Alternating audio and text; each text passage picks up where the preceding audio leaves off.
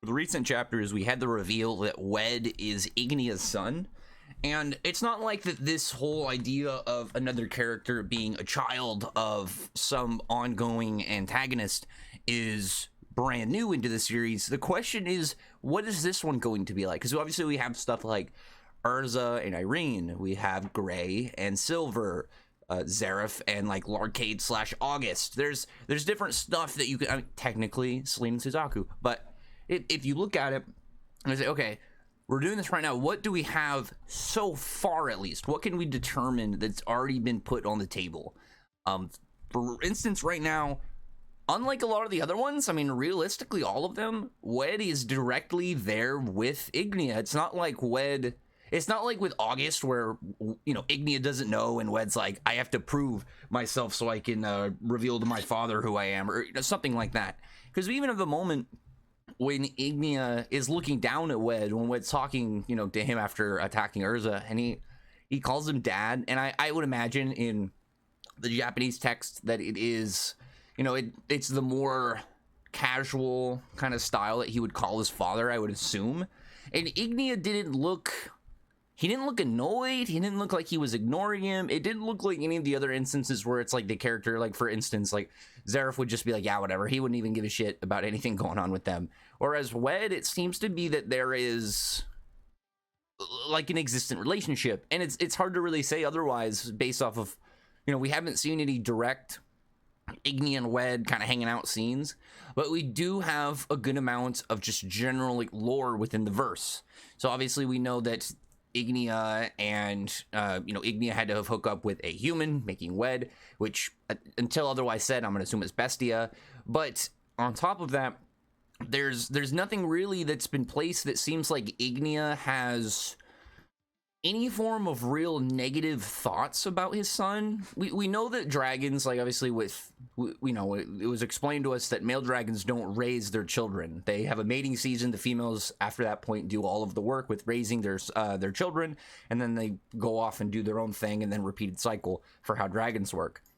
But obviously Wed, you know, Wed's mother was human, so Wed, I would assume, again, regardless if it's Bestia or not, he should have assumingly grown up around his mother. And with Ignia's placement, it doesn't seem like he was that inactive or like that absent.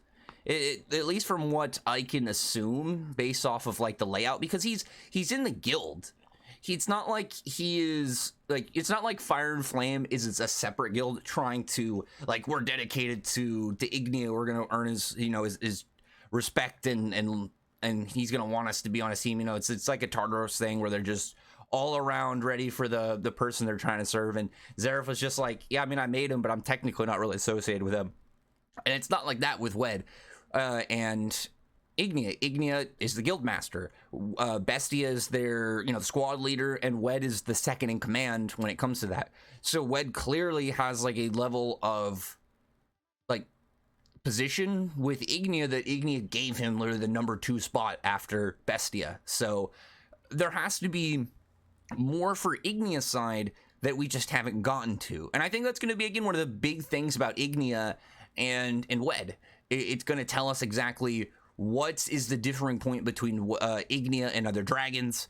I feel like just the fact that he has seemingly, not even directly stated or directly shown yet, seemingly a healthy relationship with his son. Wed seems to have like a delusion, like he can't really, you know, live up to his father's position as a human. As far as we know, again, that's entirely Wed and nothing to do with Ignia. Maybe we'll see something in a flashback. But I mean, even if it's like Ignia and Wed are having like a conversation and Wed's like a little boy and Ignia brings up something that like, oh, you know, you're my son, but I can never really call you my true son, and you know, as you are right now, because you're a human and I'm a dragon. And it's one of those things where it's like, it's not that I don't care, it's more of like there's just this species gap that can't be covered kind of problem. And with that, it builds such an intrigue of what's going on and what's going to be revealed around them. I think that it's been one of the more interesting aspects of 100 Years Quest, like Wed by itself, because he's such an odd character just to bring in. Like somebody like Bestia, at least as of right now, is 100% a character that it's not like I'm like, oh yeah, this is the character that's going to show up and be the leader. It's not that, but it's like the idea of, one, this kind of secret secret-ish leader character shows up, and you know, it's clearly the one that's like, I'm stronger than the previous characters that have shown up in the verse. I'm the, you know, I'm ex-leader of the squad, especially being female. I mean, that's a very, it's a very Mishima thing. He loves to make the team leaders like right below the like the boss of the arc. Just make them females. We got a lot of those. Always good stuff. That's one of the reasons I'm like, Bestia, I've got some faith in you. I still think she's gonna lose, but we'll see. But it's the fact that the details around where her, like, you know, why is she in the group? Is, you know, is she Wed's mom? What exactly is the story around that? That's where the interesting aspects of it is. Because I always really like that Mishima will take an idea that he's had in the verse before. Like, again, oh yeah, there's some on a team setup, parent and child, and it can go in all these different ways that have happened, and all these different characters and scenarios that it's all set up. And this is when, again, it's like we look at like different situations, and it's like, okay, we've seen this before, but like already just from Ignia not having like this immediate dismissal of Wed's existence the second we find out about it, it's already so different. Because every single other scenario where we have like a character that's in this spot where it's like revealed X person is X other person's child, it's like the parent is just like, yeah, whatever, yeah, okay, guy, whatever, kid. And whereas like, at least as of right now, Wed seems to have a level of, I don't know, it seems like Ignia has a level of appreciation of his son, and you know, there's got to be something in there. I just don't see like the way when he looked down at him and when Wed was talking to him, it didn't seem like he was in disgust or he was ignoring him. It looked like he was just like, yeah, go fuck that girl up, son. That's my boy. Yeah, look at that.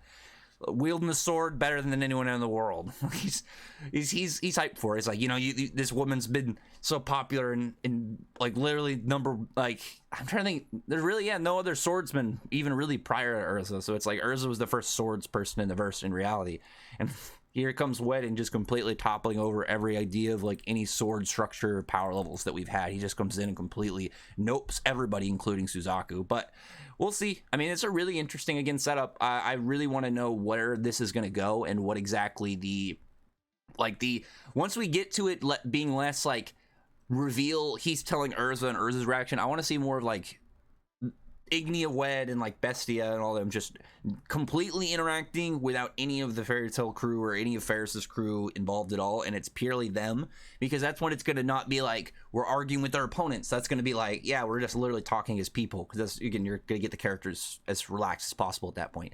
Anyway, other than that, comment below, thumbs up what you are, and tell me what your thoughts are about this. And you know, mostly just wanted to, like I said, talk about how like interesting I thought this was as a plot point, because it's again, it's a thing that Mishima has put out, but we haven't had it in this way before. And on top of that, it was done in such a complete and total left field. I don't see anyone saw it coming. But other than that, comment below. I'll talk to you guys later.